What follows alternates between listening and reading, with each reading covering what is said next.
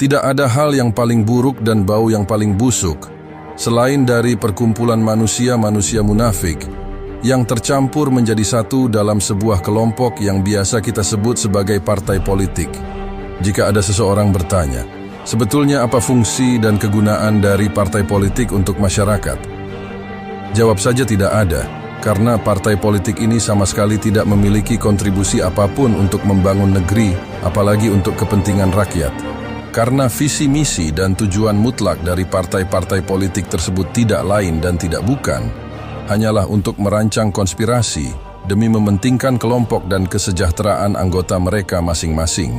Partai-partai politik ini hanya tumbuh dan mekar, lalu menyebarkan wangi-wangian di tengah masyarakat hanya dalam musim 5 tahunan saja, yaitu saat musim pemilu, ketika musim pilkada dan musim sejenisnya. Tapi setelah beberapa musim itu berlalu, maka masyarakat harus waspada, karena partai-partai politik tersebut akan kembali layu terkulai dan mengeluarkan bau busuk beserta racun yang sangat berbahaya. Kemudian bangkai parpol-parpol itu akan berubah menjadi monster yang bersarang di bawah tanah dan hanya terbangun saat mereka merasa kelaparan saja. Kader partai-partai politik yang seharusnya mencerdaskan bangsa dan memberikan contoh sikap perilaku yang baik untuk rakyat dalam sistem tatanan berbangsa dan bernegara, malah mendidik masyarakat tentang cara bagaimana menjadi manusia munafik karena banyak kader dari partai politik yang beratraksi dalam manuver permainan licik dan mempertunjukkan aksi sirkus korupsi tingkat tinggi karena adanya legalitas yang melindungi mereka.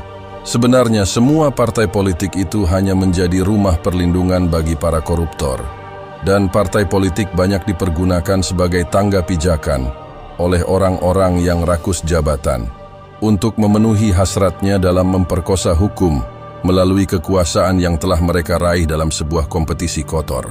Mereka sangatlah bebas dan sama sekali tidak pernah takut untuk melakukan hal-hal yang melanggar hukum, karena mereka merasa memiliki kekebalan hukum dari legalitas yang mereka dapatkan.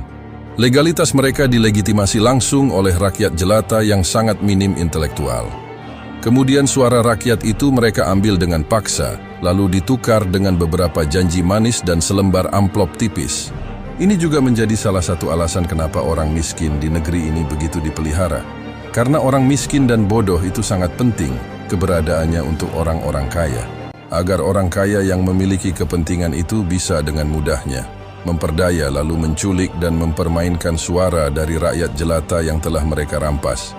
Jadi berhentilah menjadi pendukung fanatik partai-partai politik ataupun orang di dalamnya, karena mereka semua hanyalah beberapa kelompok manusia licik yang mahir menipu dan tersusun dari sederetan manusia-manusia munafik yang pandai membual dan cerdas dalam berbohong.